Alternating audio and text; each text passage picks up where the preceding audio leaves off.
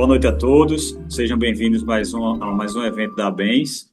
Meu nome é Felipe Tenório, eu sou coordenador científico da ABENS, que é a Associação Brasileira de Estudos em Medicina e Saúde Sexual, uma associação multidisciplinar focada no estudo da saúde sexual de uma maneira geral. E o nosso evento de hoje é um evento muito especial, é um evento trabalhado com muito carinho por todos, que é focado em três temas que são extremamente importantes, mas ainda pouco debatidos, que é a questão do câncer de próstata e do câncer de mama na população trans e os cânceres associados ao HPV. E para moderar a nossa sessão de hoje, eu vou convidar o nosso coordenador do departamento da LGBTQIA+, Mauro Barbosa, que é fisioterapeuta, especializado em fisioterapia pélvica, é mestre em ciências, docente da pós-graduação e membro da Comissão de Ética da Sociedade Brasileira de Estudos em Sexualidade Humana. Mauro, muito obrigado pela disponibilidade de participar do evento e organizar. E lembrar a todos que esse é um evento aberto, tá? Para quem é associado e quem não é associado. E para quem não é associado e está conhecendo a bem hoje, fica o convite para participar, né, ingressar na nossa associação, onde você vai disponibilizar diversos benefícios, como nossos eventos online, né, aulas gravadas, grupos de discussão extremamente ativos. Então, realmente, é uma associação muito interessante para todos que trabalham na área da saúde sexual. Mauro, a palavra é sua. Tenha um bom evento. Obrigado, Felipe. Bom, é uma satisfação grande a gente estar trazendo esse evento, né, pelo departamento LGBTQIA+, da BENS, ao qual eu sou coordenador.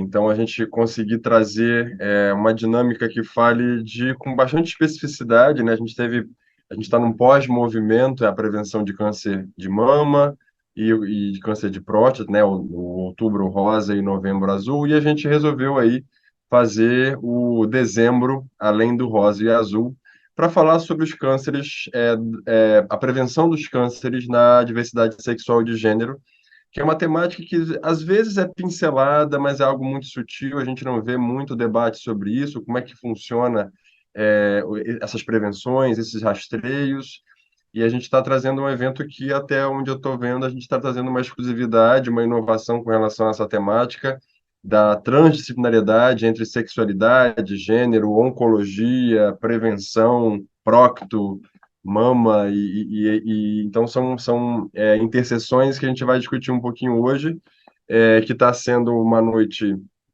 que vai ter como apresentação, vou apresentar nossas apresentadoras de hoje. Coloquei na ordem quem vai fazer a apresentação inicial, que a primeira é a doutora Maria Júlia Calas. Doutora Maria Júlia é mestre e doutora da UFRJ, presidente da Associação Brasileira de Mastologia Regional do Rio de Janeiro, professora de Saúde da Mulher da Faculdade Estácio de Sá, membro da Câmara Técnica de Mastologia do CREMERGE e presidente do Instituto Nosso Papo. Nossa segunda apresentadora de hoje é a doutora Clara Assaf, que é médica formada pela UFRJ, possui especialização em cirurgia geral, coloproctologia, colonoscopia, tem título de especialista da Sociedade Brasileira de Coloproctologia, apaixonada por tecnologia, busca oferecer o que existe mais moderno no paciente. Atualmente dedica à produção de estudo de tecnologia de laser e cirurgias anais menos invasivas, de recuperação mais rápidas e com resultados estéticos mais apurados. Também é pioneira no cuidado sexual em proctologia, aliando um olhar empático e a livre de julgamento sua expertise anatômica, eletrofisiologia anal, manejo de STs, das mais diversas questões relacionadas à sexualidade. E a gente vai ter o Dr. Charles, que vai ser a nossa última apresentação, que é graduado em Medicina pela Universidade de Caxias do Sul, residente em Medicina, médica em Ginecologia e Obstetrícia pelo Hospital São Lucas da Pontifícia Universidade Católica Rio Grande do Sul, fellow em Sexologia e Ginecologia Endócrina no Hospital das Clínicas da Faculdade de Medicina de Ribeirão Preto, Universidade de São Paulo, título de especialista em Ginecologia e Obstetrícia pela Febrasgo, mestre em Ginecologia e Obstetrícia pela Universidade Federal do Rio Grande do Sul, professor do curso de Medicina na Universidade Fevale, médico assistente do Ambulatório de Ginecologia Endócrina e Infanto-Puberal e de Sexologia do Hospital São Lucas. Atuação em ginecologia obstétrica com ênfase em sexologia, saúde LGBTQIA+, ginecologia endócrina, infanto-puberal, climatério e osteometabolismo. currículo extenso, isso acho que é um bom sinal para a gente aqui. Vou abrir as falas aqui agradecendo a presença da doutora Maria Júlia, que vai ser a nossa primeira apresentadora. Doutora Maria Júlia, é com... Boa noite a todos, muitíssimo obrigada pelo convite. Eu já vou aqui compartilhar para a gente já deixar isso pronto. Então, muito boa noite a todos, muitíssimo obrigado pelo convite. Eu acho que parabéns, Gustavo, Felipe e Mauro. Eu acho que a ideia é sensacional, realmente, poder falar para uma população tão variada, digamos assim, com profissionais tão qualificados, né, que estão aqui presentes, e falar de rastreio, né, e falar um pouco do que a gente tem de dados, né, na literatura a respeito da população trans. Eu acho isso fantástico e eu acho isso realmente inovador e necessário, né, nos dias de hoje. Então, vamos lá. O que me coube foi falar sobre câncer de mama na população trans. Não há conflito de interesses nessa apresentação. Um trabalho que eu trago inicialmente é um trabalho de 2022, que é com relação à população LGBTQIA+, de uma forma em geral, quando a gente tem como objetivo nesse trabalho mapear e caracterizar a produção científica em saúde pública no Brasil sobre a população LGBTQIA+. Vemos que realmente há um aumento da produção científica a partir de 2016, 2017, o que isso realmente é muito importante. Só que quando vamos ver a distribuição dos temas mais frequentes nessas publicações, claro que em destaque sempre HIV e AIDS, é o maior número de publicações, e em segundo lugar, temos como um maior tema, né, abordado o acesso à atenção à saúde. Porém, esse trabalho conclui com um alerta, que apesar de termos essas publicações, ainda faltam pesquisas que apresentem as reais necessidades de saúde dessa população e auxiliem na implementação de ações para garantir equidade diante desse cenário. Um outro trabalho muito interessante, aí já de revisão da população LGBTQIA+, porém de pacientes com câncer, de 2023, sabemos que essa população sofre com muita vulnerabilidade social, individual, e com isso temos uma menor frequência de rastreamento, um menor acesso aos serviços de saúde e uma presença de mais fatores de risco associados, porque é uma população com maior número de tabagistas, obesidades e sedentarismos, que bem ou mal eles vêm de mãos dadas, uso de drogas, medicações, automedicações, quando a gente pensa na população trans, e uma menor cobertura vacinal. Isso trazendo o quê? Mais desfechos negativos, um pior diagnóstico e controle das doenças crônicas não transmissíveis, claro que no caso aqui especificamente, o câncer. E por que falar de trans, né? Por que falar da população transgênero? A incongruência de gênero é uma condição na qual o indivíduo se identifica, deseja viver e ser aceito como uma pessoa do gênero oposto ao designado por ocasião do nascimento. Então, nós temos duas situações. O transmasculino, o homem trans, aquela pessoa que nasce no seu sexo biológico feminino, porém se identifica com o sexo masculino, e por vezes, não sempre, há o desejo da remoção das mamas, ou seja, mastectomia masculinizadora, e o uso, claro, sempre dos hormônios à base de testosterona em doses altas por períodos longos da vida. Já a mulher trans ou transfeminino é aquela pessoa que nasce no seu sexo biológico masculino, porém se identifica como uma mulher e tem como desejo a cirurgia do aumento do volume mamário e, claro, sempre associada ao uso dos hormônios femininos, os estrógenos, em doses mais altas e por períodos mais longos. E de que população trans estamos falando? Não temos dados suficientes ainda, mas um artigo muito interessante da publicação de 2021, mostrando que em torno de 2% da população brasileira, ou seja, estamos falando em torno de 3 milhões de pessoas, se identificam como trans e não binários no país, e isso de forma distribuída, muito homogênea em todas as regiões. Quando avaliamos a idade dessa população, vemos que é uma idade um pouco mais jovem com relação à maior incidência do câncer de mama. Porém, é uma população que usa, por períodos mais longos, hormônios e que, por vezes, nós ainda não sabemos qual vai ser a interferência da utilização desses hormônios por períodos longos quando pensamos na incidência maior de câncer. esse artigo muito interessante, que é uma revisão integrativa de 2020, mostrando os principais desafios da população trans no Brasil. Discriminação nos serviços de saúde, patologização da transexualidade, acolhimento inadequado, falta de qualificação dos profissionais, ausência de políticas de atenção básica, inexistência de redes de saúde e escassez de recursos e de políticas de promoção da equidade. Então, realmente, um encontro como hoje é necessário, precisamos realmente de mais estudos e ter um atendimento diferenciado e com importância também com relação a essa população. Quando vamos ver trabalhos publicados em relação às alterações radiológicas das mamas dessa população, vemos artigos de 2010 a 2019, como foi feito esse estudo, vemos que realmente há um aumento importante a partir de 2017, conforme os trabalhos brasileiros. Porém, quando vemos, a maioria dos trabalhos são de revisão da literatura. Então, isso deixa muito claro que a gente ainda precisa estudar, aprender mais e realmente saber lidar com essa situação.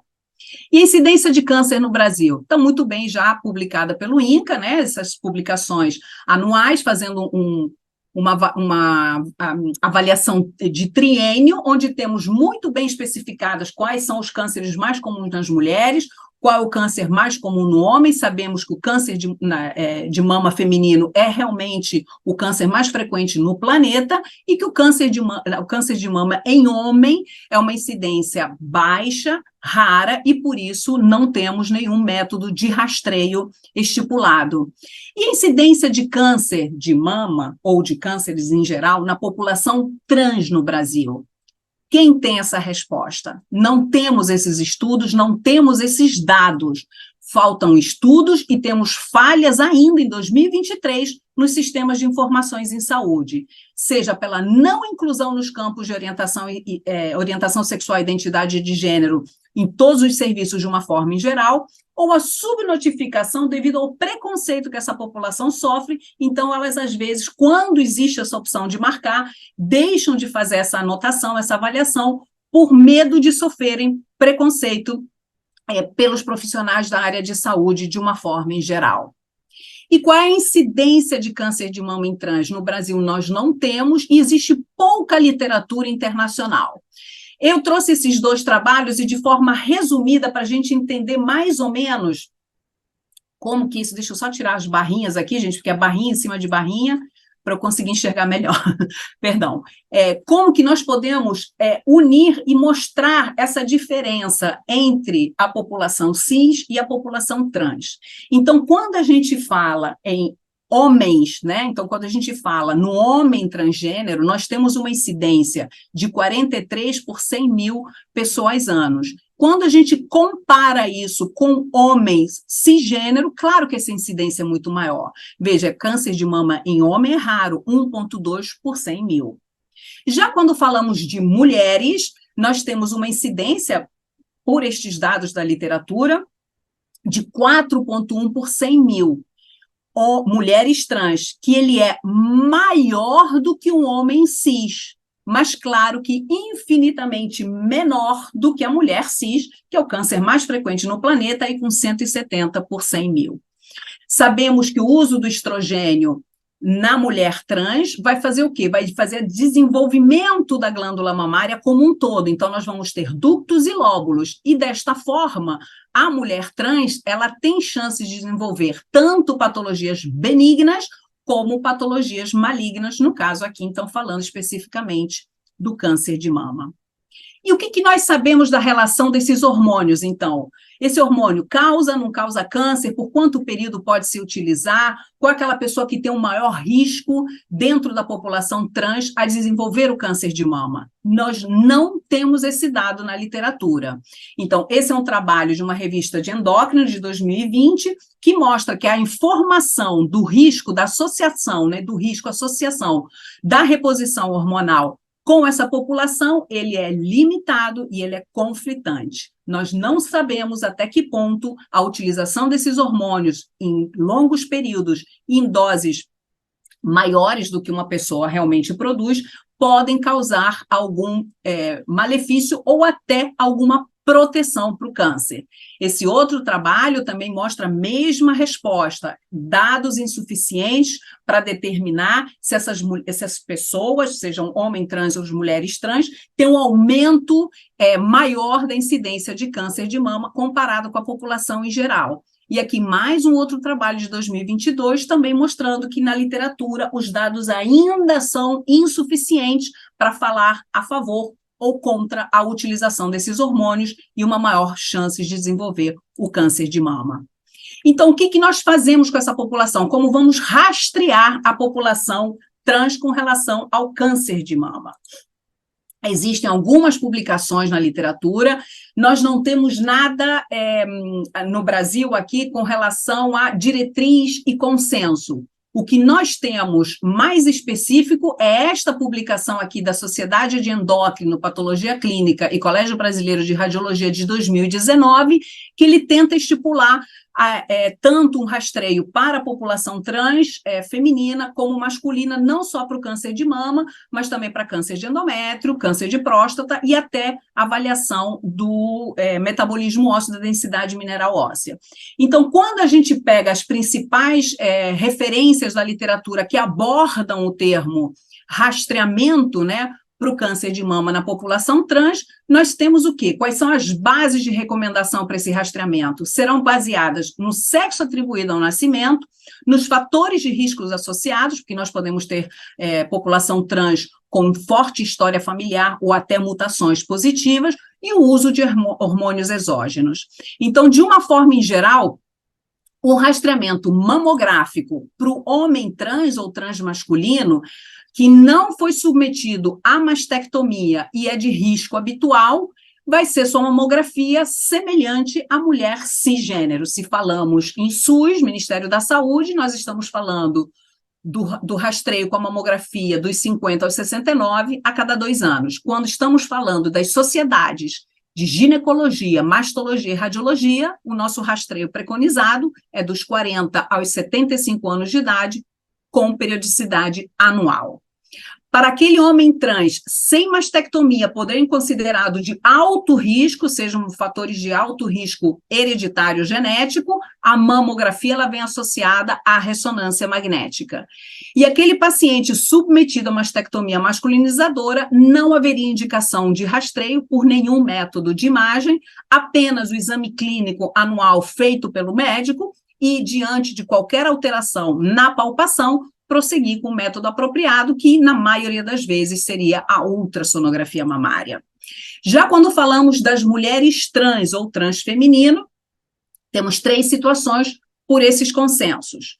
Aquela mulher que não usa hormônios ou faz o uso da medicação hormonal por menos de 5 anos, não haveria indicação de rastreio mamográfico. Sem hormônios ou menos de 5 anos de terapia hormonal, porém sendo de alto risco, estaria indicada aí sim a mamografia, semelhante à mulher cis, e com uso de hormônios por mais de 5 anos, com mais de 50 anos de idade, essa mulher tem que fazer seu rastreio mamográfico semelhante à mulher cisgênero. Isto me entregaram hoje. Eu recebi isso aqui hoje, Clara, depois eu te mando que eu recebi também de câncer de colo uterino. Recebi isso hoje, que pela primeira vez eu enxerguei a palavra homem trans em um rastreio que foi estipulado aqui pelo SUS Prefeitura do Rio. Fiquei muito feliz.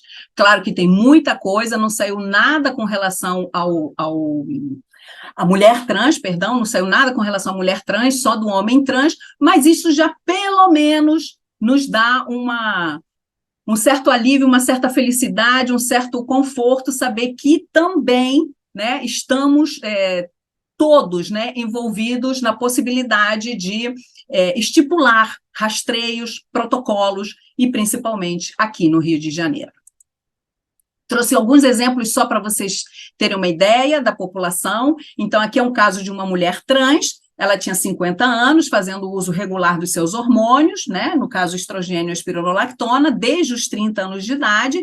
Ela tinha um volume mamário muito satisfatório, ou seja, vocês veem um resultado estético muito satisfatório, ela estava muito satisfeita com o seu volume mamário, não desejou a colocação dos implantes, Porém, ela tinha mãe e avó materna com câncer de mama, isso deixava ela extremamente ansiosa, angustiada, então ela fazia de rotina, até pela sua idade e o uso de hormônios, ela fazia de rotina sua mamografia. Nesse mesmo ano, vimos uma mamografia completamente normal, ela fez um ultrassom de mamas e nós vimos um pequeno nódulo de aspecto provavelmente benigno, isso foi classificado como um BIRADS 3, a classificação BIRADS 3, nós normalmente acompanhamos essa mulher em 6 meses, no entanto, aqui a situação é completamente diferente. Nós não temos, não é nem a chance, ou seja, a paciente não vai suportar a suspensão desses hormônios por 6 meses para repetir um ultrassom em 6 meses para ver se aquele nódulo cresceu, modificou ou não. Então, foi indicada uma biópsia percutânea, tratava-se de um tumor benigno, de um fibroadenoma. Então, ela não interrompeu os hormônios, foi um resultado benigno, a tranquilizou e segue no seu tratamento sem nenhuma alteração. Então, foi muito importante a gente mudar a conduta diante de uma categoria que, a princípio, nós não indicaríamos uma biópsia. Aqui já é um caso de uma mulher trans, que a gente sabe que isso não é só mulher trans, mulher cis também faz, a injeção de silicone líquido. Então, todas essas imagens branquinhas, difusas e bilaterais na mamografia, são siliconomas, né? São formações de silicone que fazem essa reação inflamatória e a gente não consegue avaliar essa mama, e no ultrassom a mesma coisa, ou seja, a gente vê aquela imagem toda, a gente chama tempestade em neve, fica tudo branco, tudo borrado, e a gente não consegue fazer o rastreio do câncer de mama nessa mulher. Então, esta mulher, independente dela ser de alto risco ou não, ela se beneficia com a ressonância magnética das mamas, onde na ressonância a gente consegue fazer sequências específicas para tirar o silicone de campo e avaliar apenas a mama, e dessa forma realmente fazer o rastreio para um câncer de mama. E aqui, para finalizar, é um homem trans, aspecto completamente normal da mamografia e do ultrassom. Este paciente, eu estou assim, muito feliz porque eu recebi uma mensagem dele hoje, virou um amigo, que hoje ele está internado no hospital, que ele conseguiu fazer pelo SUS aqui a sua mastectomia masculinizadora, que vai acontecer aqui amanhã de manhã. Então, fico muito feliz pela conquista deste paciente. E o que a gente vê nessa mamografia é uma mama que parece que ela está desenhada, ou seja, o parênquima mamário desaparece completamente, né? A gente vê como umas fibras, e é isso mesmo que a gente tem, tecido conectivo fibroso e a glândula mamária muito, muito lipossubstituída. Um exame normal, apenas para ilustrar. E para encerrar, então, aqui já minha apresentação, quais são os principais desafios que nós temos hoje em dia ainda, gente, 2023, infelizmente, na prevenção, diagnóstico, tratamento e segmento da população trans quando a gente pensa em câncer de mama? Barreiras psicológicas. O próprio paciente tem aversão ao exame físico e ele mesmo evita a assistência médica. Preconceito médico, infelizmente uma realidade. Falta de conhecimento ou sensibilidade de lidar com questões de gênero. Coberturas de seguros de saúde, aí isso engloba umas questões financeiras que podem dificultar acesso a terapias e até cirurgias. Promover a conscientização, ou seja, eventos e campanhas que promovam a conscientização sobre riscos e tratamentos disponíveis. Políticas inclusivas são necessárias, elas podem melhorar o acesso aos serviços de saúde com qualidade, reduzindo riscos e melhorando a saúde em geral dessa população e, claro, incentivar a pesquisa. Como vocês viram, a gente não tem dados ainda suficientes, nem nacionais, nem fora do escopo Brasil, então mais pesquisas realmente são necessárias para a gente entender melhor quais são os riscos e desafios que nós temos em relação à prevenção e tratamento do câncer de mama quando a gente pensa na utilização desses hormônios em altas doses por períodos mais longos. Então, campanhas são necessárias, elas têm que ser inclusivas, é isso que a gente batalhou muito esse ano aqui pela Sociedade Brasileira de Mastologia, aqui no Rio, nós fizemos uma campanha inclusiva. Novos e mais estudos são fundamentais, temos que ter mais dados, nos faltam dados para a gente poder estudar melhor e ajudar mais essa população, e profissionais da área de saúde em geral precisam ainda de mais informação. Bom, Era isso que eu tinha para trazer para vocês. Mais uma vez, muitíssimo obrigada pelo convite. Espero que tenha sido essa a proposta, que eu possa ter ajudado. Deixo aqui meus contatos e fico à disposição se depois das apresentações a gente possa conversar e tirar alguma dúvida. Muito obrigada. Obrigado, doutora Maria Clara. Maria Júlia, Clara é a próxima. Maria Júlia, misturei as duas. Misturou tudo. Misturei as duas. Obrigado. Eu acho que a proposta é essa mesmo. Acho que a gente está certamente para grande parte de que está aqui, nunca deve ter ouvido falar sobre esse debate com esses recortes e tendo ciência, especialmente, da ausência de estudos que fomentem um manejo adequado, né? Então, acho que era isso mesmo que a gente esperava, esse tipo de fala. Muito obrigado. Agora a gente vai ficar com a doutora Clara, e a gente já apresentou a doutora Clara, que é uma proctologista, vai falar um pouco sobre o câncer, o HPV especificamente, nessa população e da diversidade mais sexual, acredito eu, né, doutora Clara? Mais voltada à Aham. diversidade sexual, não tanto de gênero, não que não possa se aplicar, mas com recortes aí. Só um minutinho antes de começar, doutora, os associados da Bens, se quiserem colocando os seus nomes completos, porque a gente certifica, né, os associados, então podem escrever na mensagem aqui o nome completo para a gente poder colocar como certificado para vocês, tá bom? E óbvio, dúvidas que já tiverem por aí, já vão colocando, vão assistindo as aulas e já vão escrevendo as dúvidas aqui, os questionamentos aqui nos comentários para facilitar para a gente, tá bom? Doutora Clara, obrigado Bem, mais uma vez. vou compartilhar aqui então.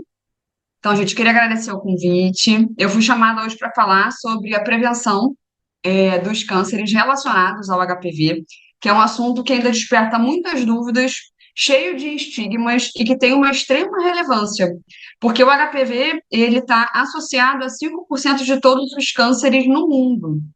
Tá? Então, ele é responsável por aproximadamente 99% dos cânceres de colo de útero, 90% dos cânceres de ânus, 75% dos cânceres de vagina e também participa da oncogênese dos cânceres de pênis e de orofaringe em menor escala, tá?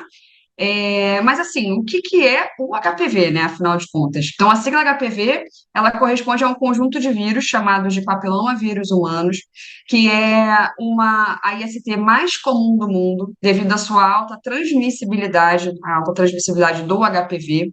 Ele pode ser transmitido através do contato íntimo com pele e mucosas, tá? Então, é um contato genital-genital, oral genital e manual genital. Então, não precisa ter penetração vaginal e anal para ter a transmissão e a oncogênese relacionado a esse vírus, tá bom? Existem mais de 200 tipos de HPVs, mais ou menos 40 deles infectam a região anogenital, que a gente já viu que é a região mais acometida pelos cânceres relacionados ao HPV, e mais ou menos 14 tipos a gente tem uma confirmação hoje em dia de que causam câncer, tá? E aproximadamente 80% das pessoas sexualmente ativas vão ter contato com HPV até os seus 45 anos. Mas calma, isso não é um motivo para a gente ter pânico. A gente sabe hoje que a minoria das infecções pelo HPV vão evoluir para o câncer, tá? Então, uma vez em contato com o vírus, aproximadamente 90% dos casos dos pacientes, eles vão evoluir para uma cura lenta, de aproximadamente 2 anos aí, em média, para a gente eliminar esse vírus do corpo, mas sim uma cura, tá? E os pacientes que não conseguirem evoluir para essa cura, eles vão desenvolver sintomas variados. A maioria dos pacientes sintomáticos que desenvolvem manifestações são as manifestações que a gente chama de clínicas, as verrugas, que são os condilomas, e uma minoria desses casos vão desenvolver manifestações subclínicas, e essas sim é o nosso foco de cuidado na prevenção do câncer, tá? As lesões subclínicas, elas são lesões microscópicas que vão ser classificadas em lesões de baixo grau ou de alto grau. Então, falando aqui agora das lesões de alto grau, que são o nosso interesse maior aí no sentido de prevenção, os HPVs de alto risco oncogênico, que eu listei os tipos aqui principais abaixo, eles têm um potencial maior de causar displasia, uma vez acometendo as células que ficam principalmente no colo de útero e no interior do ânus, na junção escamo-colunar. Essas lesões, esses HPVs, eles, com o passar do tempo, causando essas displasias, podem evoluir para lesões interepiteliais de alto grau, que são lesões pré-cancerígenas, e aí sim, depois disso, para o câncer, principalmente de colo de útero e ânus. Então, só para exemplificar, só para mostrar aqui para vocês, isso é uma evolução de muitos anos, uma evolução ali de torno de 20 anos, dependendo de fatores individuais e do próprio tipo de vírus que está sendo o infectante. Mas isso é muito importante, porque se a gente está falando que a maioria das pessoas entram em contato com HPV no início da sua vida sexual, que pode ser na adolescência ou ali no início da vida adulta, a gente está falando de um câncer que pode se formar em pessoas muito jovens, né? E aqui as lesões de alto grau, elas são um momento chave para a gente prevenir. Então, a gente vai falar um pouco mais sobre isso a partir de agora, tá bom? Que é a prevenção. Então, na prevenção, a gente tem, na verdade, alguns grupos de prevenção relacionados aos cânceres por HPV.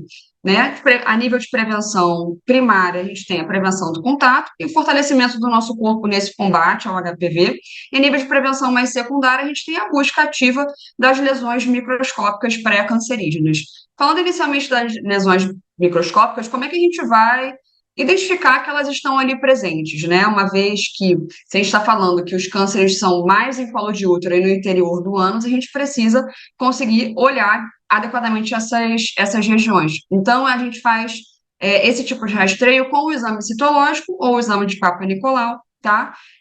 Junto com o exame ginecológico e o exame de anoscopia, se formos falar do câncer de ânus. Falando inicialmente do câncer de colo de útero, então a gente faz o rastreio atualmente. Eu não recebi esse da Júlia, então eu usei o mais recente que eu consegui encontrar, né? Não sei se tem alguma mudança muito próxima dessa apresentação, mas o rastreio do câncer de colo de útero, ele é indicado para todas as pessoas com colo de útero, tá? Independente de gênero ou orientação sexual. Então, por muito tempo, né, as mulheres cis, lésbicas ou bissexuais ouviram falar sobre, não tem penetração, não precisa fazer, não se relaciona com homem, não precisa fazer. Mas hoje a gente sabe que não é assim, o HPV ele não é transmitido exclusivamente por penetração, apesar da transmissão via objetos não ser tão comum também, a gente sabe que qualquer contato íntimo pode acabar infectando uma região diversa da região genital, então não há nenhum motivo para rastrear pessoas que não sejam heterossexuais e cisgênero de maneira diferente das demais, tá? O início, ele é aproximadamente ali aos 25 anos de vida, tá? Se a pessoa já tiver iniciado a vida sexual ou tiver tido um contato sexual, mesmo que sem vida sexual ativa no momento. Inicialmente, a gente faz uma vez por ano e após 2 exames anuais consecutivos negativos a cada 3 anos. Aqui eu deixo um adendo de que pessoas que vivem com HIV, independente de terem alguma imunossupressão ou não, eles têm uma frequência diferenciada, que aqui eu não esmiucei, porque ela é muito variável de acordo com a manifestação, como a pessoa está naquele momento, e o rastreio ele vai até os 64 anos de idade, se na ausência de história prévia de doenças neoplásicas ou pré-cancerígenas, tá? Então, aqui eu botei só para ilustrar que, uma vez o preventivo ginecológico, né, de colo de útero, vindo alterado, a gente tem uma série aí de possíveis caminhos a partir disso. Então, eu não vou entrar nesse detalhe, porque senão ficaria muito longo, mas é só para ter ciência, né? E algumas dessas manifestações vão levar o paciente a fazer colposcopia, esse sim um exame que pode detectar as lesões lá intraepiteliais de alto grau e a possibilidade de tratar essas lesões também. Falando agora do rastreio do câncer de ânus, o rastreio do câncer de ânus ele vai ser realizado inicialmente. Agora a gente tem atualmente indicações muito precisas, tá? E precisa de mais estudos sobre isso, mas atualmente as indicações do Ministério da Saúde, elas são principalmente voltadas para pessoas que vivem com HIV, tá bom? E que tenham relação anal receptiva, antecedentes de HPV anogenital, ou com citologia vaginal ou cervical alterada. E aqui, quando a gente fala dessa relação anal receptiva, estão inclusos mulheres cis, mas principalmente homens cis que se relacionam com homens cis também, tá? Eu estou especificando a população cis aqui porque a gente tem menos estudos sobre população trans nesse sentido, mas a princípio, vivendo com HIV e tendo relação anal, todas as pessoas têm que passar pelo rastreio, que também é com exame citológico, com a Citobrush, e pode ser feito a nível da assistência básica, tá? Em pessoas que não vivem com HIV, mas que têm essas mesmas características e tipos de relacionamento que já foram citadas aqui em cima, elas também podem ser avaliadas individualmente e devem, na verdade, ser avaliadas individualmente para a realização de exame citológico, tá? E no momento a gente tem uma indicação de uma frequência anual. Aqui eu trouxe alguns dados científicos em relação à prevalência do câncer de ânus. Isso é um assunto, assim, muito recente falar sobre prevenção. O primeiro artigo mais completo sobre esse assunto, ele saiu em 2022, para vocês terem uma noção de quão recente é.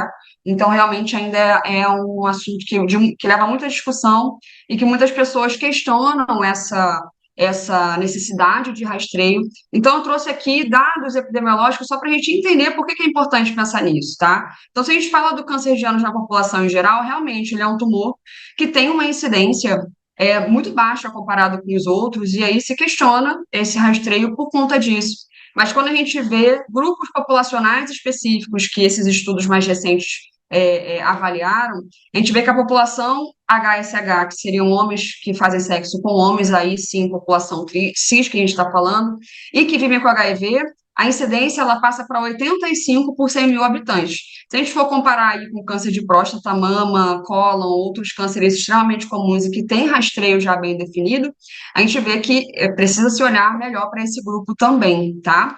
Outras pessoas que vivem com HIV, eles possuem uma incidência também desse câncer aumentada de 22% a 32%, HSHs que não vivem com HIV, 19%, e pessoas que têm um transplante de órgão ali de 13%. Então, o grupo de pessoas que têm relação anal com mais frequência, que vivem com HIV, eles realmente é um grupo que a gente precisa olhar com mais cuidado, por ser também um grupo mais prevalente em geral, tá? Também não vou entrar em tantos detalhes aqui, mas basicamente qualquer exame de citologia alterado, ele é encaminhado para o especialista para fazer uma colposcopia anal, tá? Falando agora de outras formas de prevenção, aí sim, de prevenindo o contato, hoje o que a gente tem de recomendação sobre a vacinação pelo HPV, tá? No SUS a gente é oferecido a vacina quadrivalente para o HPV. Todas as pessoas de 9 a 14 anos podem tomar e devem tomar, tá? E até os 45 anos, alguns grupos populacionais também têm direito a tomar no SUS, que são as pessoas vivendo com HIV, pacientes oncológicos em quimioterapia ou radioterapia, transplantados de órgãos sólidos ou de medula óssea, tá? No particular, a gente pode ter, sim, uma vacinação de outros grupos até os 45 anos, existe essa indicação, é um investimento, então também é avaliado caso a caso, mas é possível tomar, e a partir dos 45 anos tem que ser uma avaliação bem individualizada, porque, a princípio, essa pessoa já vai ter entrado em contato com mais subtipos do HPV ao longo da vida. Outra forma de prevenir o contato é a gente fazer uma educação sexual, né? Adaptado para a idade, para aquela cultura que aquele paciente vive. Então, são informações de saúde e advertências sobre fatores de risco da infecção pelo HPV. E promoção e fornecimento de preservativos, porque apesar da gente saber que o preservativo de barreira não protege completamente contra a transmissão do HPV, ele diminui, sim, essa transmissibilidade. Falando agora de como a gente pode fortalecer o nosso corpo, que é um outro pilar muito importante, alguns fatores individuais, eles vão também estar associados a desfechos negativos relacionados a essas infecções pelo HPV, como o tabagismo, principalmente. Então, interromper o tabagismo é importante nesse controle.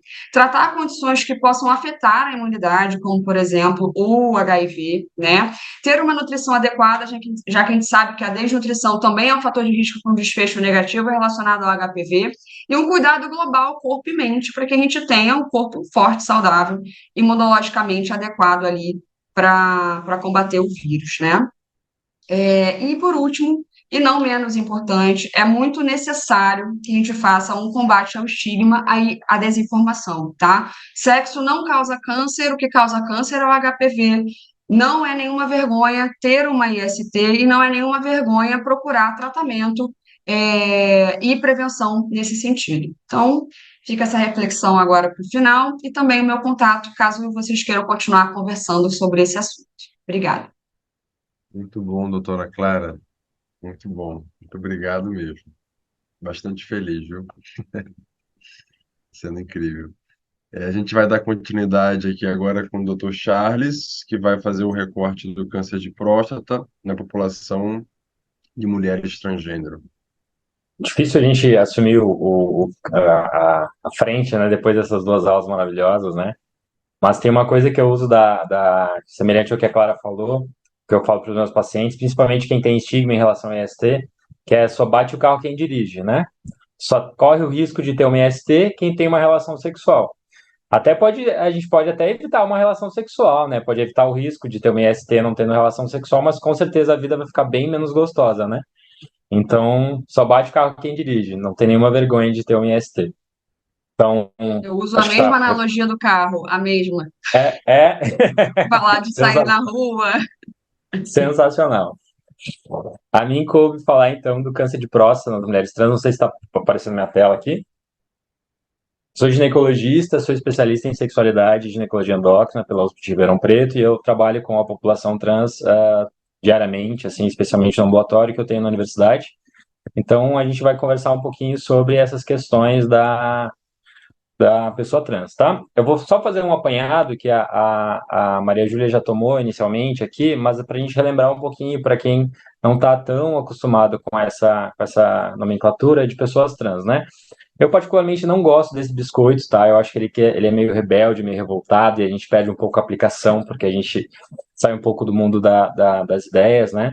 Então eu gosto de tentar traduzir para a maneira mais simples, né? Então, basicamente, o gênero ele vai ser instituído através da observação da genitália, e quando a gente observa uma genitália, um pênis, a gente vai instituir o gênero masculino ao nascimento, uma vulva e uma vagina, a gente vai observar o gênero feminino, e quando tem genitália típica, Deus nos acuda, né?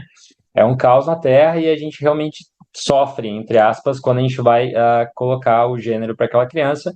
E assim como um rótulo, né? Eu sempre associo o gênero com rótulo. A gente recebe vários rótulos ao longo da nossa vida. O gênero é mais um rótulo que a gente recebe também ao nascimento, já baseado na nossa genitália.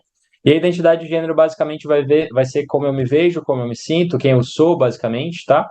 Ele vai ser construído principalmente em cima das perspectivas dos papéis de gênero, então isso é exclusivo de homem, ou aquilo é exclusivo de mulher, ou isso é relativo ao homem, é relativo à mulher, e a gente contracena um pouco sobre o binarismo e o não binarismo, né? Então, basicamente, eu me identificar com o código binário, né? Então, tenho duas opções, como masculino e feminino, e a gente tem o não binarismo, eu não me identifico com quem eu nasci, como as pessoas que disseram como eu nasci, né? Mas também não me identifico com os dois rótulos que me dão atualmente, que é o masculino e o feminino, tá? A gente tem algumas possíveis explicações, que é a diferenciação sexual, né? Então, a diferenciação genital, ela vai acontecer por volta da 8ª semana de gestação, e a maturação sexual cerebral vai acontecer depois da segunda metade da gravidez, então isso seria uma das explicações, esse gap temporal seria uma das explicações possíveis para a identidade de gênero incongruente, então.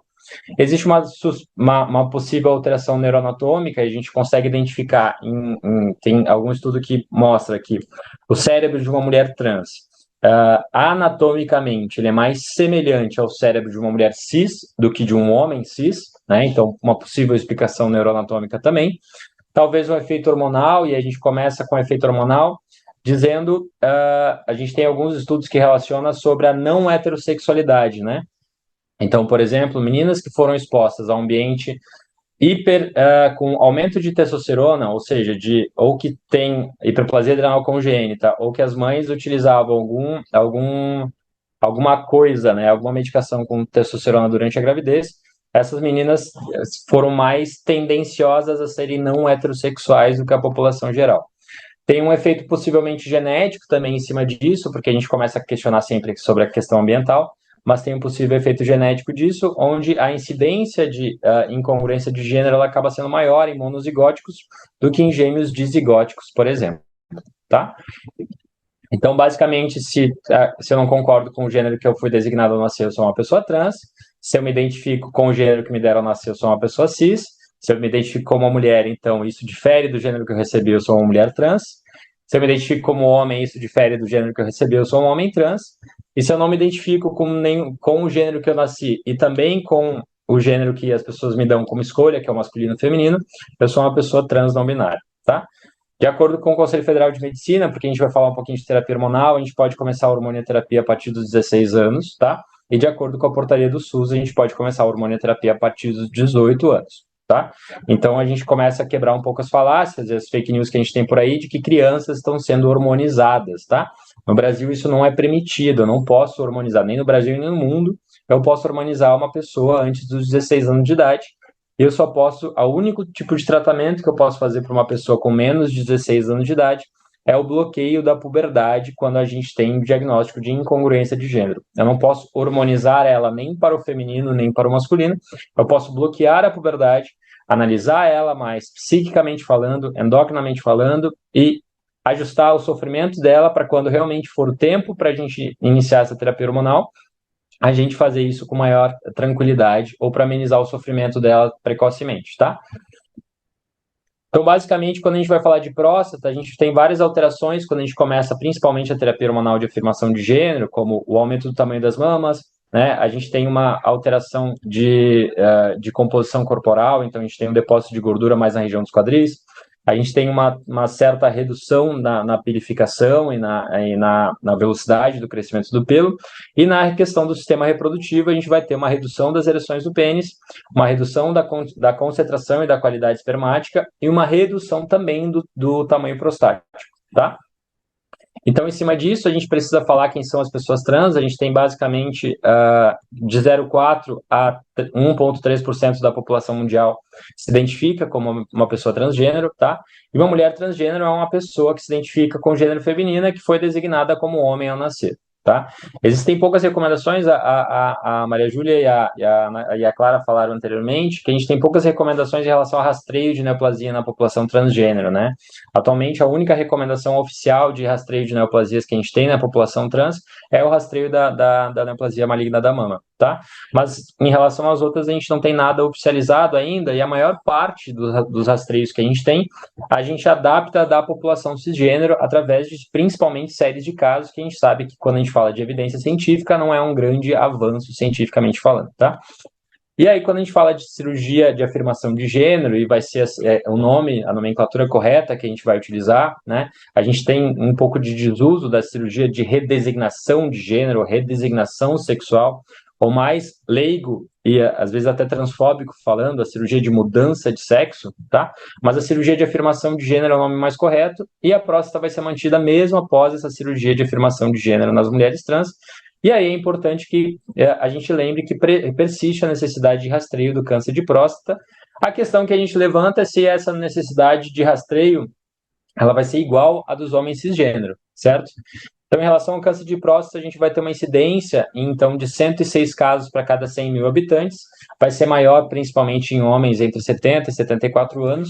E a gente vai ter um risco acumulado ao longo da vida de 11,2% nos Estados Unidos. Então, 1 a cada 9 homens ao longo da vida vai desenvolver um câncer de próstata em algum desses estágios, tá? E aí a gente começa algumas divergências na literatura. Como a gente não tem estudos de grande população, né, a gente acaba geralmente com séries de casos ou estudos de corte, né? E a gente tem um estudo de corte de 2.300 mulheres trans que avaliou que a incidência do câncer de próstata nessas mulheres foi de 40 casos para 100 mil habitantes. Então, quando a gente compara 106 casos para 100 mil habitantes versus 40 casos para 100 mil habitantes, a gente começa a questionar que a incidência, então, de câncer de próstata nas mulheres trans, ela realmente é reduzida em relação aos homens cisgênero, tá? Só que nesse estudo que traz um 40 para 100 mil, a gente não houve uma triagem ativa para câncer de próstata e a gente questiona, então, de fato, qual que é a prevalência real, se ela é maior que isso ou não, tá? E aí a gente tem isso que a Maria levantou no início, que é a dificuldade de acesso ao serviço de saúde, tá? Então, essa população trans, ela relata que 1 a cada 3 já teve uma experiência negativa em serviço de saúde relacionada à identidade de gênero, principalmente. E 1 em cada 4 pacientes trans referem não ter procurado um serviço de saúde por medo de ser maltratado exatamente por ser uma pessoa trans. Agora tem um outro estudo que é interessante, é um estudo que avaliou um pouquinho mais de mulheres, são 2.700 mulheres, que foi identificada uma incidência um pouco maior do que o estudo de 2.300, tá? Que seriam 72 mulheres para cada 100 mil habitantes, tá? Para cada 100 mil mulheres trans avaliadas, tá? É uma incidência ainda menor do que em homens cisgênero, mas a gente começa a questionar nesse estudo, por exemplo, de que 38% das mulheres não fazia uso da terapia hormonal de afirmação de gênero. E aí a gente vai levantar um dos grandes questionamentos em relação ao câncer de próstata, se a terapia hormonal de afirmação de gênero que a gente usa nessas mulheres não é, então, um fator protetor para o câncer prostático, certo? E aí o impacto que a gente tem é que, basicamente, o objetivo da terapia hormonal de afirmação de gênero vai ser manter o estradiol a nível feminino e uma testosterona em nível masculino, tá? E as medicações utilizadas rotineiramente são os estrogênios, que vai ter uma ação antiandrogênica indireta, através principalmente do bloqueio do FSH e do LH, e a gente tem uma ação teórica desse estrogênio na carcinogênese de alguns subtipos de neoplasias de próstata, certo? Especialmente se for um receptor estrogênico positivo. Além do estrogênio, a gente vai utilizar também os antiandrogênicos de secreção, então a gente pode utilizar o agonista de GnRH, que particularmente não é uma medicação que a gente lança a mão rotineiramente falando, é uma medicação que geralmente a gente deixa para a segunda, terceira linha, ou em situações muito pontuais, quando a gente não consegue a supressão do nível de testosterona e atingir nível de estrogênio de uma maneira adequada, tá? Então, geralmente acaba sendo como uma segunda ou terceira linha de tratamento, ou realmente um antiandrogênico de ação, então fazer o bloqueio dessa ação androgênica, que seria a ciproterona ou a espironolactona, que a gente utiliza essas duas medicações mais rotineiramente, tá? Que a gente vai principalmente ter uma ação antiandrogênica direta, tá? E aí a terapia antiandrogênica, ela é um dos tratamentos do câncer de próstata, em algumas situações, ela acaba sendo questionadamente um fator protetor para as mulheres, né? Para as mulheres trans nesse sentido. Então, quando a gente começa a realmente revisar a literatura, né, a gente começa a se deparar de, beleza, eu não tenho um rastreio específico para a população trans de rastreio de câncer de próstata, mas essas mulheres trans utilizam uma medicação que reduz o risco e trata alguns cânceres de próstata. Então, será que elas realmente têm o mesmo risco de um homem cisgênero, tá? Em relação ao PSA, que é o hormônio que, quando a gente começa a falar de câncer de próstata, é o exame que a gente lembra naturalmente, que é o antígeno prostático específico, tá? Num estudo de 116 mulheres, ele evidenciou que elas elas discutiram menos com seus médicos assistentes e com a sua equipe assistente sobre o rastreio com PSA. Então, aí começa a entrar algumas questões, né? Será que a gente está sendo informado da necessidade da solicitação do PSA para as mulheres? Quando realmente solicitar esse PSA para essas mulheres trans, né? E se realmente foi por um desconhecimento médico ou falta de informação, ou foi porque realmente houve algum tipo de preconceito no atendimento médico. A gente não vai saber, a gente vai começar a inferir coisas apenas, né? Não existe um consenso, obviamente, sobre o uso de PSA como rastreio em mulheres, nem a Task Force, nem a NSCCN, nem as associações japonesa, americana e canadense de urologia chegam no consenso sobre solicitar ou não o PSA como rastreio, tá? Nem sequer citam na portaria deles o rastreio em mulheres trans no uso de PSA. A terapia hormonal de afirmação de gênero, ela é semelhante em efeito à terapia de privação androgênica, tá? Então, a gente espera, por consequência, que os níveis de PSA, eles reduzam significativamente, tá? E aí chegam, em algumas vezes, algumas situações, a níveis até indetectáveis. Por conta disso, né, a gente tem uma corte retrospectiva que demonstrou que houve uma redução do risco de próstata em até 5 vezes comparado a homens cis da mesma idade, tá? E aí a gente questiona qual seria o valor de PSA, então, para essas mulheres trans, certo? Então, devido à terapia hormonal, os níveis de PSA eles vão ser reduzidos naturalmente, mas a gente continua com essa dúvida de qual que é o valor de referência correto, tá? A Associação Profissional de Saúde da População Trans, ela sugere que valores superiores a 1 nanograma por ml em pacientes com orquiectomia bilateral ou em uso de estrogênio seja adotado como rastreamento positivo, tá? Então, é interessante que a gente utilize esse valor como um valor de rastreamento, né, 1 nanograma por ml.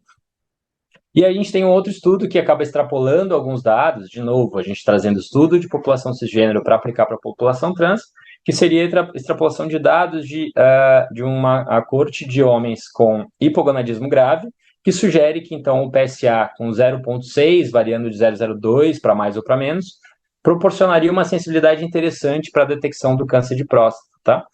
De modo geral, a gente tem o 1 nanograma por ml mais repetidamente nos estudos científicos como um valor de referência, então, para a gente solicitar de PSA. E o toque retal. Então, quando a gente avalia rastreamento, a gente fala de PSA e fala de toque retal. Então, qual seria a aplicabilidade do toque retal nas mulheres trans, tá? A gente precisa falar que a cirurgia de afirmação de gênero, apesar de ser uma coisa que habitualmente a gente pensa, vou ter mais fácil acesso a essa próstata através da cirurgia de afirmação de gênero, a gente chegar na próstata dessas mulheres só é possível em apenas metade das pessoas. Por quê? Porque o tamanho da próstata ele vai se apresentar reduzido em função da terapia hormonal e o toque prostático através da vagina ele pode ser dificultado, tanto em função da cicatrização da neovagina, quanto da posição, muitas vezes, dos tecidos que a gente reorganizou durante a cirurgia, né? E a Associação Mundial Profissional da Saúde Trans, ela recomenda que o rastreio do câncer prostático em mulheres trans seja o mesmo que homens cisgênero. Por conta disso, acaba que o toque retal vai ser, sim, utilizado, especialmente em algumas situações, tá?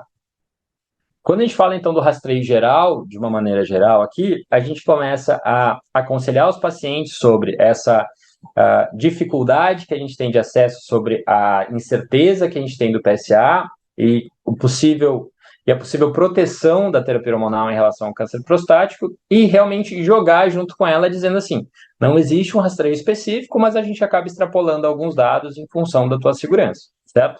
Então, a partir dos 40 anos de idade, a gente deveria oferecer a testagem do PSA e a avaliação prostática, especialmente para as mulheres que sabidamente têm mutação de BRCA2. Aos 45 anos, a gente vai também oferecer o PSA e a avaliação prostática para as mulheres que têm alguma história familiar de algum parente de primeiro grau com câncer de próstata ou que seja uma mulher trans afrodescendente. E aí, então, oficialmente, a partir de 50 anos, aí sim a gente vai oferecer para todas as mulheres trans a testagem com PSA e a avaliação prostática, desde que a paciente seja bem informada quanto à chance de falso positivo ou falso negativo desse exame e das incertezas que a gente tem em relação a isso, tá? Idealmente, a gente vai solicitar isso de uma maneira regular a cada 2 anos, objetivando uma próstata normal, né?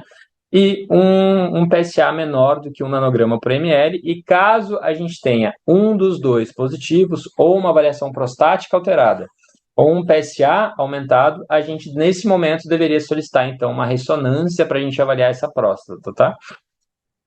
Nessa função, então, se a gente solicitar essa ressonância, quando a gente solicita essa ressonância, se ela estiver normal, a gente pode acompanhar essa paciente e ir repetindo esse exame a cada 2 anos, então o PSA e a avaliação prostática a cada 2 anos, e se ele estiver alterado, né, se estiver alterado, a gente tem que encaminhar para biópsia prostática e encaminhar para um profissional para seguir essa lesão prostática. Então, para a gente lembrar para casa, a gente precisa acolher a paciente trans, respeitar os pronomes que ela utiliza. Muitas vezes a gente se passa em relação a pronomes, tá? A mulher trans, de uma forma geral, ela não tem a mesma, a gente chama de passabilidade, né? Então, muitas vezes a terapia hormonal, ela não faz milagre, né? Ela não faz, entre aspas, milagre na mulher trans, então muitas vezes ela ainda sofre com a questão da purificação, com a questão de um maxilar mais marcado, com a questão da cartilagem tireoide mais proeminente também. Então, em função dessas características mais ditas masculinas, ela ainda sofre esse preconceito por conta de um uso errado dos pronomes dela, então é importante que a gente respeite os pronomes, até para que ela busque mais vezes o serviço de saúde. Questionar sobre o uso de terapia hormonal de afirmação de gênero e sobre a cirurgia de afirmação de gênero, tá? Questionar sobre a história familiar de neoplasia de mama, de mutação de BRCA2, de neoplasia de próstata. A gente discutir o rastreio do câncer de próstata quando indicado e ser sincero com ela em relação às nossas incertezas da literatura e referenciar a urologista quando necessário. Eu agradeço o convite, fiquei muito feliz de poder discutir esse assunto, né, nessa noite aqui, e qualquer coisa que precisarem, eu estou à disposição. Obrigado. Muito bom, Charles. Muito obrigado, viu? Muito bom mesmo. Eu tentei acompanhar, mas eu queria escutar, então não acompanhei tanto se houve perguntas por aqui, mas eu anotei algumas perguntas para a gente poder tentar começar a discutir. É, Pensando até numa abordagem entre pares, vocês teriam algum start de alguma pergunta? Entre pares no sentido de apresentadores e apresentadoras? Só para comentar uma coisa que a Clara falou, que ela não tinha recebido a questão do SUS, né, do Rio de Janeiro. Gente, assim, não teve nenhuma mudança, é a mesma coisa, só que só de botar o nomezinho homem trans, gente, eu achei isso uma glória, um avanço, entendeu? Para o SUS, vem com essa nomenclatura aí associada, mas realmente o que você mostrou é isso mesmo que tem de rastreio, não mudou muita coisa, Então tá não. bom. Tá? Era só para te devolver aí o comentário que você fez na apresentação. E parabéns, né, Clara, Charles, adorei, adorei, adorei. É um assunto fascinante, né? E a gente realmente precisa debater, falar, discutir, estudar e publicar, né? Clara ou Charles querem fazer alguma. Quero, para Clara. Clara, assim, para casais sorodiscordantes, né, de homens que fazem sexo com homens, ou população transgênero, enfim, para pacientes que têm prática sexual penetrativa anal, né? Qual que é a orientação de rastreio de câncer anal? Atualmente a orientação de rastreio definitiva, assim, que está lá no guideline, ela é para pessoas que vivem com HIV e tenham relação anal, né? Então, nesse caso do casal soro diferente, se a pessoa que vive com HIV tiver relação anal, o ideal é que ela ou já teve, né? O importante assim, já teve ou tenha prática frequente, ela entra ali no rastreio. Se ela já teve algum HPV genital, ela também entra no rastreio.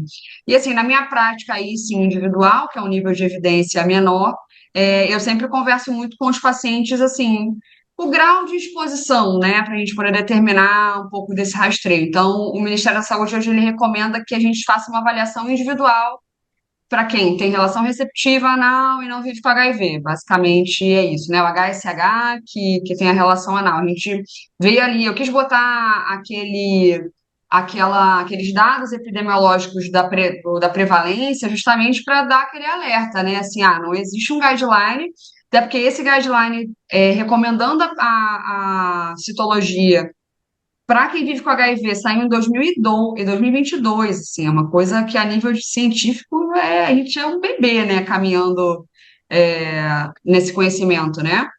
Mas, assim, definitivamente saiu em 2022, que realmente essa população precisa ser. O rastreio faz sentido, a colposcopia, tratamento de NIAS das lesões intraepiteliais fazem sentido, e aí vamos fazer em todo mundo que vive com HIV. Agora, as outras populações ainda merecem mais estudos, assim. Mas o que a gente vê é que essas populações também têm uma prevalência aumentada, né? Então, é importante considerar, conversar e ponderar isso, né? É o que o Ministério recomenda e atualmente eu acabo na prática fazendo para a maioria dos pacientes homens cis que têm uma relação anal receptiva, pessoas trans também que têm uma relação anal receptiva, mas assim, em menor quantidade pelo volume realmente de atendimentos, assim. E a partir de que idade, Clara? A princípio, é a partir do início da relação anal. A gente não tem ainda dados igual no colo de útero, né, que tem uma literatura muito extensa, que é menor do que 25 anos.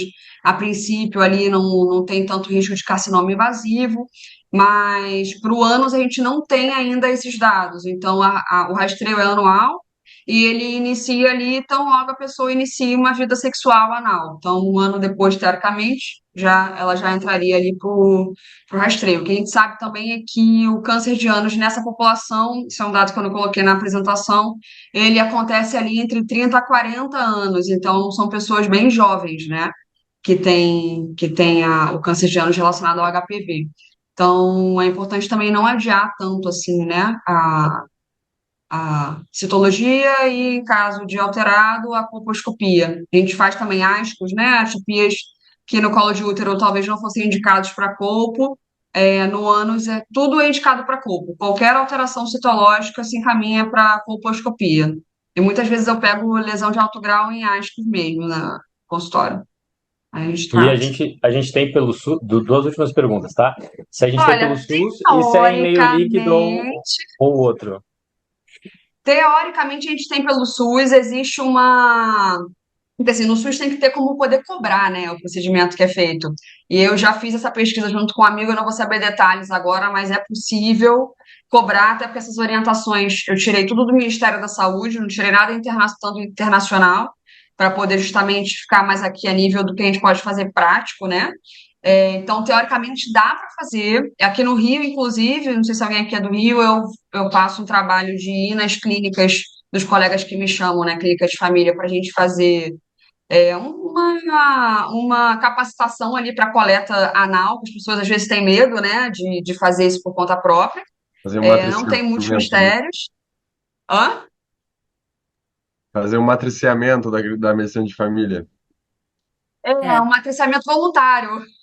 Eu já fui expulsa de uma clínica uma vez pelo gerente.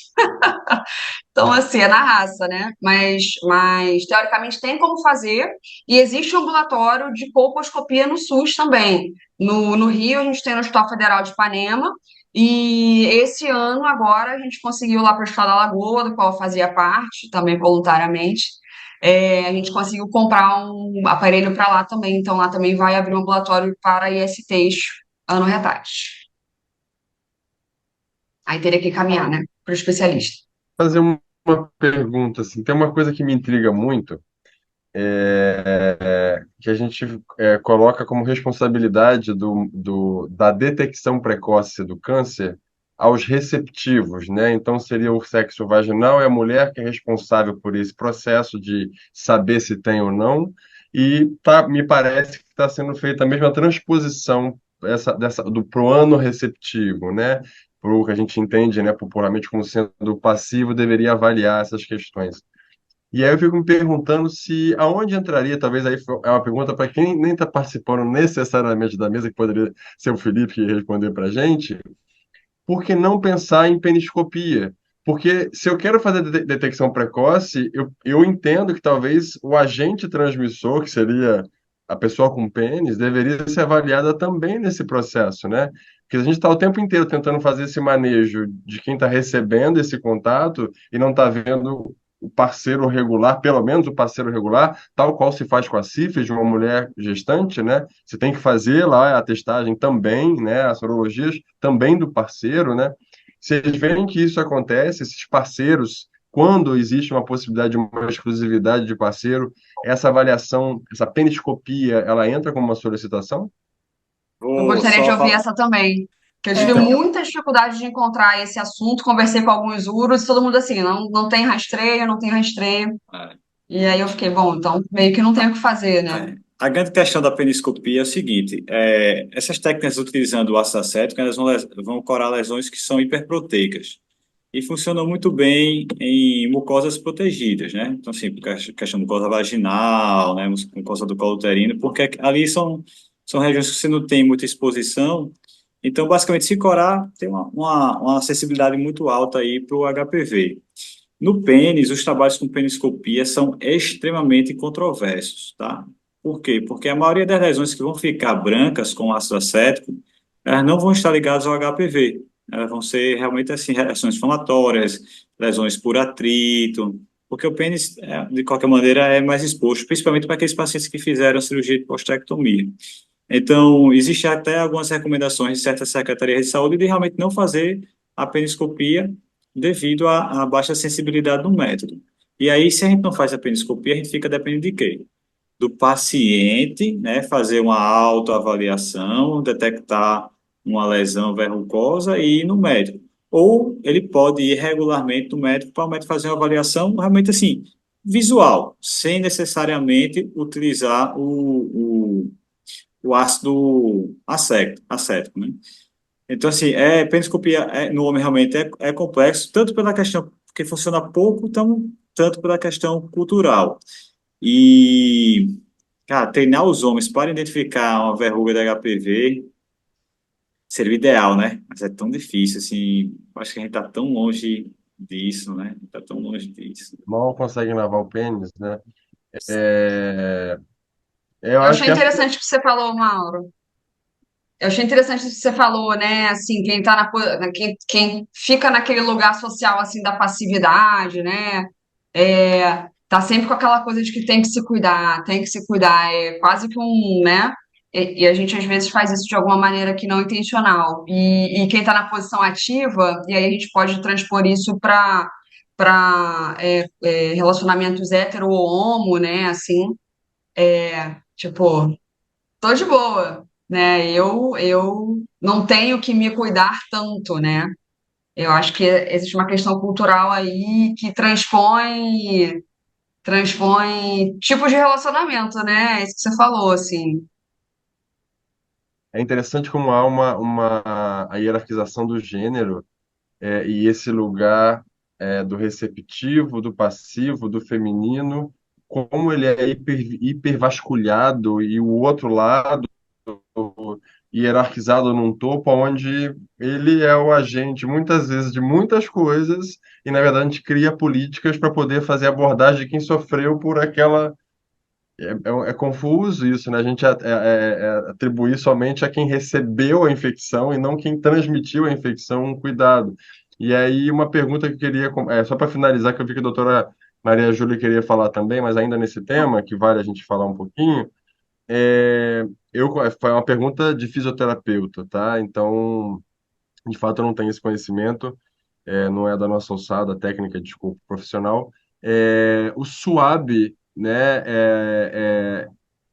ele não funcionaria para fazer no pênis, que pode fazer swab anal, pode fazer swab de colo de útero, isso não seria aplicável também? Não poderia ser uma avaliação citopatológica desse pênis, não só fazendo essa peniscopia, então, talvez aí um swab peniano, talvez?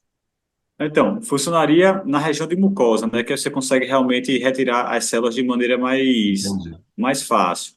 Mas aí de todo o corpo peniano você não consegue, porque a epiderme geralmente as células são mais ativas, né? E é onde a gente Entendi. encontra a maioria das lesões, né? Hoje em dia, a maioria das lesões que a gente encontra são justamente corpo do pênis e principalmente base do pênis, que é onde o preservativo não protege. Então, eu acho Uhum. assim que, cara, a gente vai conseguir organizar o HPV quando a gente tiver vacina realmente universal. E aí você ficaria a pergunta para vocês, assim, beleza, 9 aos 14 anos, né, porque pega antes do início da vida sexual, mas será que a gente já não estaria no nível aí de estender para todo mundo, mesmo quem já tem mais de 45 anos de idade? Né? A gente sabe que vai diminuir aí a questão assim, porque vai ter mais contato, né, com o vírus, quanto maior o tempo, então maior a chance de aqueles subtipos lá você já ter tido contato, mas será que não seria realmente o caso de a gente estender para todo mundo? Porque realmente eu acredito que HPV e no futuro, se Deus quiser, herpes, a gente só resolve com vacinação, porque é extremamente contagioso e os métodos de barreira que a gente tem hoje não vão conseguir. Assim, sobre a vacina, né? Cada ano que passa, eles estendem mais um pouquinho, estendem mais um pouquinho, estendem mais um pouquinho. Então, eu acho que é um caminho, assim, sabe?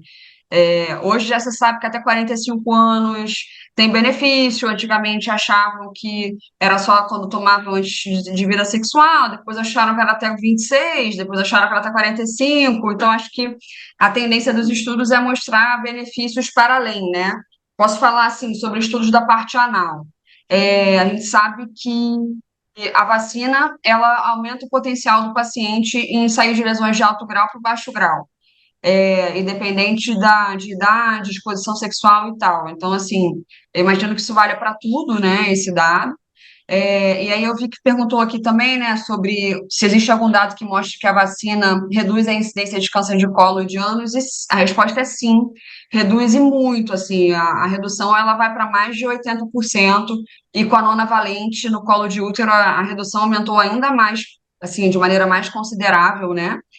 O câncer de pênis também, então eu também acho que a vacina é o caminho. Agora, eu acho que existe muita dificuldade da vacina ser tomada, assim, as pessoas, elas, além de. Assim, é uma vacina que você toma mais velho, então, você geralmente faz a vacina nas crianças, né? E quando você fica adolescente, os pais dão aquela relaxada no geral, e adolescente não vai sozinho, né? 9 a 14 anos não vai sozinho. E além disso, fica aquela coisa assim do tipo, nossa, não, usa camisinha. Para que que eu vou vacinar meu filho contra uma IST? Então, esse peso de ser uma infecção sexualmente transmissível, eu sinto que pesa, assim. Eu atendo poucos adolescentes lá no consultório, geralmente por outros motivos que não de sexualidade, vão com os pais por outros motivos.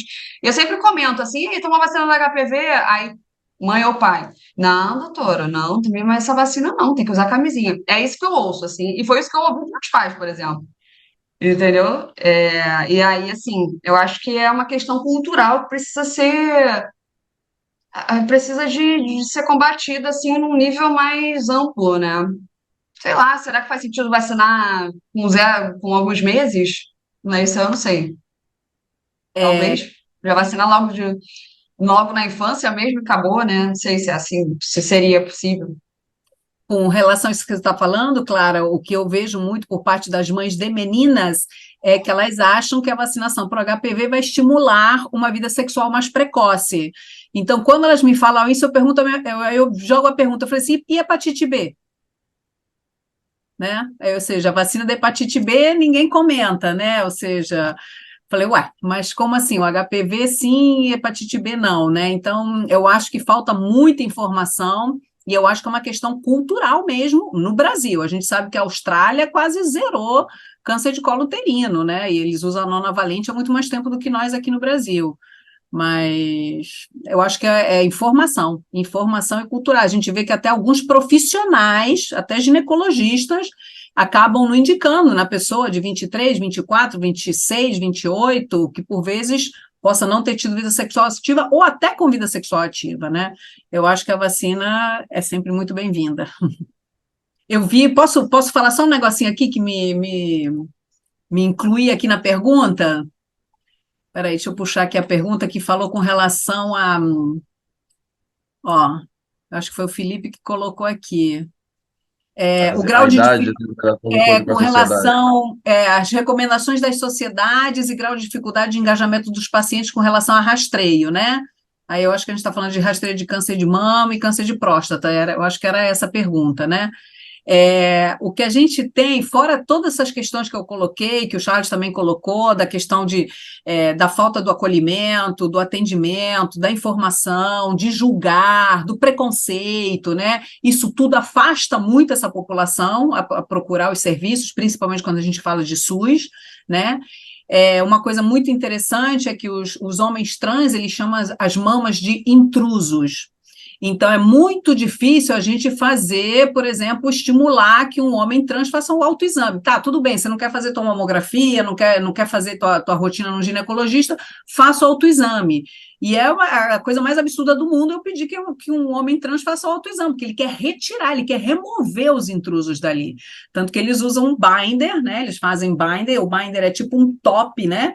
Bem apertado, né? Que eles jogam as mamas lá para trás e comprimem as mamas de forma bem firme, né? E eles usam isso por horas, horas e horas, e acabam fazendo alterações respiratórias, musculoesqueléticas, de pele, infecção, ou seja, eu recebo pacientes, às vezes, com alterações de pele absurda por usos de binder por longos períodos, e claro que, às vezes, os materiais não estão adequados, né? Não necessariamente um top, ou seja, que possa ser uma coisa adequada, mas eles usam qualquer tipo de material, isso acaba até os machucando, né? Fazendo lesões mesmo.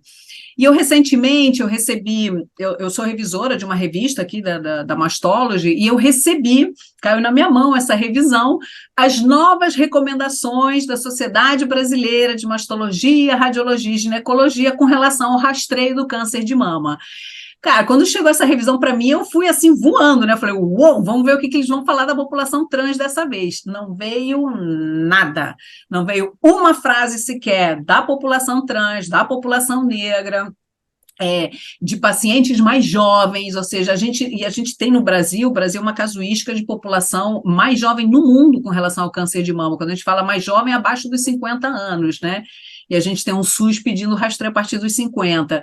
Então, assim, isso me revoltou de uma maneira, gente, que vocês não têm noção. Aonde eu vou, eu falo, comendo, reclamo, né? Então tá todo mundo assim, calma, Júlia, a gente vai fazer, calma, Júlia, a gente vai fazer. Mas é uma coisa que já tinha que ter sido feita, né? Então, eu acho que a gente já está atrasado na forma desse rastreio, né? Não sei como que será ir para a próstata, mas é uma coisa que realmente eu estou batalhando, porque tem que ser dita e dita e dita e dita até realmente isso ficar é, medular, digamos assim, ou seja, até as pessoas entenderem que isso faz parte de uma população normal de rastreio, né? Muito É bom. porque às vezes a gente tem muita dificuldade, né, em relação à genital, né? Eu falo para os alunos quando eles vão atender o paciente, para a gente utilizar sempre uma forma neutra de se referir à genital, por exemplo, né? Até várias questões que são sensíveis, para eles sempre se referirem a elas de uma forma neutra, para a gente sentir do paciente o que o paciente nos retorna daquilo, né? Então, por exemplo, menstruação a gente não chama de menstruação, a gente chama de sangramento, né? Então, eu oriento eles a chamar primeiro de sangramento, e aí se o paciente diz, não, faz 3 anos que eu não menstruo, para ele isso não é um problema, para ele isso não é uma pauta sensível, né? E em relação à genitália, eu sempre me refiro a ela como genitália. E isso acaba sendo uma coisa mais sensível, principalmente para as mulheres trans, né? Que elas não gostam de tocar, elas não se examinam, elas realmente reduzem, fazem o aquendar, né? Que é a redução da gônada, né? Para dentro do canal inguinal. Elas fazem isso com frequência, então a gente acaba sempre orientando. E é sempre importante a gente reforçar que ela não deixa de ser uma mulher pelo fato do órgão que ela tem dentro, né? Tem uma frase que eu sempre utilizo nesse caso, quando a gente encontra uma certa resistência, que é não se nasce mulher, torna-se, né? Que é da Simone de Beauvoir. E ela é maravilhosa e eu sempre relembro essa frase quando eu vejo que existe uma resistência por parte da mulher trans a algum exame de rastreio, ou exame genital, ou falar da genitália. Então eu sempre relembro essa frase, né? Que ela não vai ser mais mulher ou menos mulher em conta do órgão que ela tem, né? E eu vou reforçar isso sempre com ela. E aí eu percebo uma maior aceitação dela, né? De entender realmente que ela, que ela possui aquele genital, que ela possui aquele órgão, isso tem que ser avaliado, né? E a gente fala sempre da casuística, né? Que existe um trabalho que é um trabalho que é questionável, né? Em relação à expectativa de vida da população trans, né? Que a gente não encontra o reforço desse trabalho. A gente revisa a literatura sobre isso e a gente não encontra o reforço na literatura sobre isso, que seria a casuística dos 35 anos, né? É um trabalho que a gente sempre repercute, mas quando a gente vai atrás da fonte, a gente não encontra uma fonte sólida. Mas a gente tem que levantar isso de que a expectativa de vida da população, a princípio, seria de 35 anos, né? Então, eu relembro a população trans que quando chega na cidade de um rastreio prostático, eu tenho algumas mulheres trans que eu acompanho no consultório, ou no ambulatório, eu relembro, olha, tu já é uma vitoriosa por ter chegado até aqui, que incrível, eu quero te fazer durar até o 100, eu quero te ajudar a durar até o 100, né? Então, a gente relembrar isso de, ó, eu quero cuidar de ti, eu tô aqui para cuidar de ti, de todos os teus órgãos, das tuas mamas, da tua genital, do teu coração, né? E aí a gente fala da próstata também, e elas parecem que quando a gente faz todo esse acolhimento, né, expõe para ela que ela é mulher apesar de tudo, ela aceita de uma maneira mais tranquila, né? O rastreio da mama ela adora, né? O rastreio da mama quase é uma afirmação de, olha, a gente tem que fazer mamografia. Ela diz, adorei, né? E eu, como ginecologista, às vezes o meu carimbo sai como médico, né? Às vezes sai como ginecologista, né? Eu não gosto de carimbar de homem trans como ginecologista, mas eu já tive uma paciente que eu carimbei como ginecologista, uma mulher trans. Ela disse, ai, chegou o meu momento, eu tô consultando com o ginecologista. Eu falei, olha só, né? Como se precisasse disso, mas tá consultando com o ginecologista. Muito lindo isso, muito lindo. É só uma coisa, Charles, esse dado já tem um dado claro de onde ele veio. Na verdade, essa afirmação ela não é correta de 35 anos. O que foi feito foi um estudo aqui no Brasil, mais especificamente, que identificou que eles foram levantaram quantas pessoas transexuais foram mortas em um determinado período. Então, sei lá, foram encontradas 100 pessoas transexuais e das 100 pessoas a idade média delas era de 35 anos. Então, não é não, a gente não equivale essa informação à expectativa de vida. Eu vi isso porque eu vi uma das pessoas que conduziu esse trabalho falar sobre isso e eu achei, e é uma coisa bacana para a gente poder fazer, porque a gente sabe que esses dados eles podem soar como quase uma sentença, né? Tal qual a sentença de ter um câncer A gente sabe o quanto isso é impactante. Você se considerar trans e saber que a sua expectativa é 35, isso quase é uma sentença. E acho que essa fala ela vem no sentido para poder ajustar que das 100 pessoas que morreram trans no período tal, a idade média delas era de 35 anos. Isso é muito recente, né? Isso é uma coisa que há muito tempo a gente usou esse discurso e isso está começando agora a aparecer um pouco mais explicado, que é uma coisa bastante legal da gente poder saber aqui, só para complementar a fala do Charles. E para poder ir chegando ao final também. Vamos ver uma última pergunta aqui, que é do Jonas, parabenizando a apresentação, direcionada para todos à mesa. Quais seriam os principais desafios em nível de política pública de saúde para se abordar o tema de rastreamento destas patologias nessa população? Eu poderia já pensar. Acho que a gente foi falando bastante coisa, mas foi replicado pelo Charles e pela doutora Júlia, especialmente, a questão relacionada à falta de acesso, né? A falta de políticas públicas voltadas a essa população, a falta de campanhas voltadas a essa população, mas isso eu falo de quem está só moderando e queria deixar vocês para complementarem aí. Não, eu acho que é por aí, Mauro, eu acho que é isso. Falta mesmo e associado aí a preconceitos e falta de informação, falta de dados de estudos. Está começando, devagarzinho, que nem eu peguei ali aquele post que me mandaram hoje de manhã. Acordei com aquela mensagem ali escrita homens trans. Eu falei, opa, algo está mudando. Eu acho que vai muito por aí, né? E questões É, financeiras também, que a gente sabe que está sempre envolvido nisso, né? aqui Falta no Rio. conhecimento, né? Eu reforço que sempre falta conhecimento da equipe assistente de lembrar disso, né? Para vocês terem uma noção, até 10% das pessoas acreditam que um homem trans não precisaria de um método contraceptivo apenas por utilizar testosterona, tá? E isso é um baita desconhecimento, né? Um em cada 10 médicos, se a gente for pensar, acredita que o homem trans não precisaria de um método contraceptivo, né? E uma coisa que eu reforço sempre para os alunos é: se um útero tem contato com o pênis, não interessa a orientação sexual, não interessa a identidade de gênero, existe uma gravidez potencial, né? Então, assim, se o útero tem contato com o pênis, a gente tem uma gravidez potencial no meio do caminho, né? E a mesma coisa para os exames de rastreio, né? A Clara falou disso, né? Da questão do HPV. A gente tem ainda o reforço, né? De que muitos médicos, muitos ginecologistas não rastreiam o Papa Nicolau numa mulher lésbica, tá? Ou numa mulher que tem sexo apenas com mulheres atualmente. A gente tem estudo que mostra que até 80% das mulheres lésbicas já tiveram algum tipo de penetração por pênis, tá? Então, se a gente for pensar, né, a questão que a gente levantou anteriormente, né, de que o pênis é o grande responsável pela transmissão da IST anal, da lesão anal, da lesão vaginal. Então, a gente não questiona, a gente parte do pressuposto de ela é lésbica, ela não precisa ser tocada, ela não precisa ser examinada, eu não preciso questionar a sua prática sexual. Então, geralmente, quando eu falo da população da diversidade, a gente vai para a segunda etapa, de qual prática sexual ela tem? Ela tem penetração anal, ela tem penetração vaginal, ela tem de qualquer tipo, penetração digital, penetração por dispositivo, penetração por pênis. A gente tem que questionar a sua prática sexual, né? Eu não posso tratar todo mundo da mesma maneira, considerando que essa é uma mulher lésbica, ela não tem penetração, ela nunca teve penetração, não vou fazer Papa Nicolau. Então, a gente tem que questionar mais sobre práticas sexuais e não inferir muitas coisas, né? A gente faz muitas inferências, né?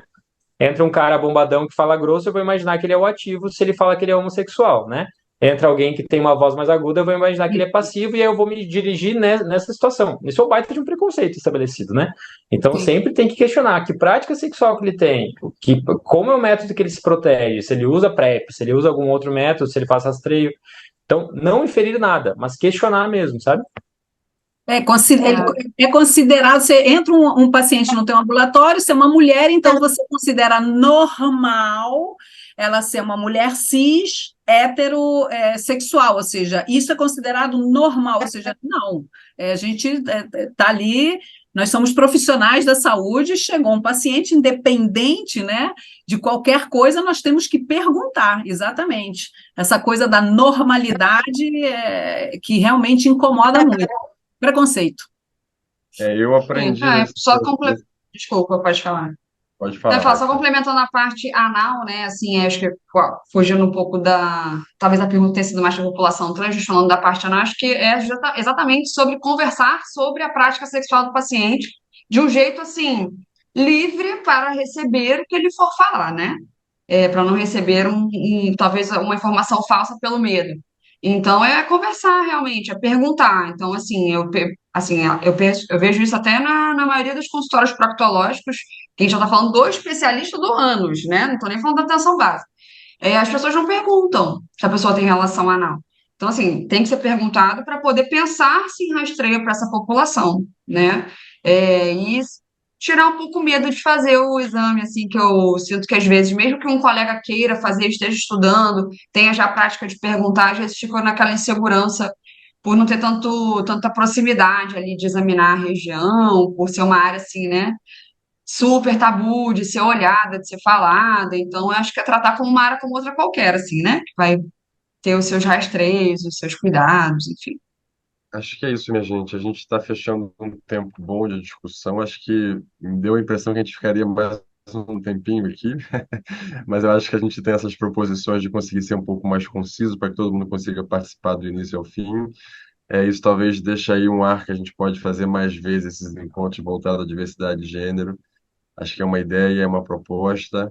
Então, queria agradecer mais uma vez em nome da BENS, em nome do Departamento LGBTQIA+, ao qual eu sou coordenador, a doutora Clara, a doutora Júlia e o doutor Charles, pela participação.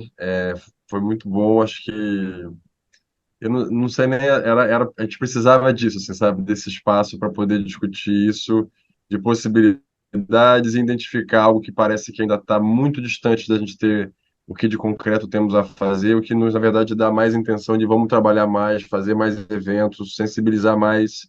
E só para poder fechar uma experiência que eu tive, a gente tem um tempinho já, foi em 2011, isso, a gente fez um trabalho na Clínica da Família, aqui no Rio de Janeiro, e a gente foi trabalhar com um grupo um projeto de programa de educação pelo trabalho com os acadêmicos da UERJ, da Universidade Estadual do Rio de Janeiro, que era para poder trabalhar na perspectiva de gênero e sexualidade.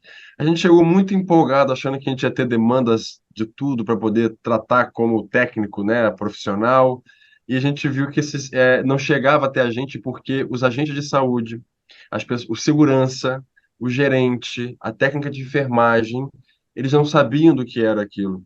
Então a gente teve que dar dois passos para trás e ficamos 6 meses fazendo sensibilizações a toda a equipe de saúde para entender sobre esses processos, para entender quem é a nossa população, para entender sobre nome social, pronomes, que a gente não está ali para questionar se a pessoa, não é o nosso papel de questionar, e às vezes a gente precisa falar, parece até absurdo, né? Mas às vezes a gente só precisa falar para a pessoa, olha, você não está no papel de questionar, só pergunta, tá? Se a ideia só é mais técnica, né, receber alguém fazer perguntas, não questiona, só pergunta como gostaria de ser tratado ou tratada, né? Gostaria de ser chamado, né, ou chamada, né?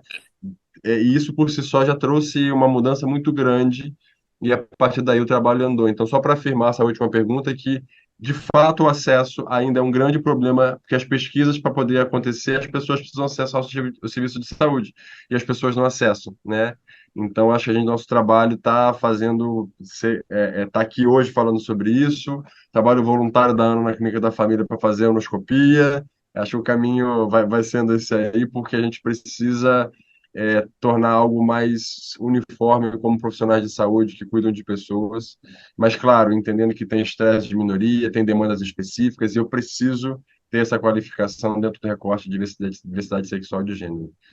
Mais uma vez, muito obrigado, um beijo para vocês, uma boa noite. Felipe, Obrigada, obrigado por pessoal. estar aqui Tchau, tchau. conosco. Obrigada, Obrigado, gente. pessoal. Parabéns pelo evento, Beijo. obrigada. Parabéns a todos. Tchau, tchau. Boa noite.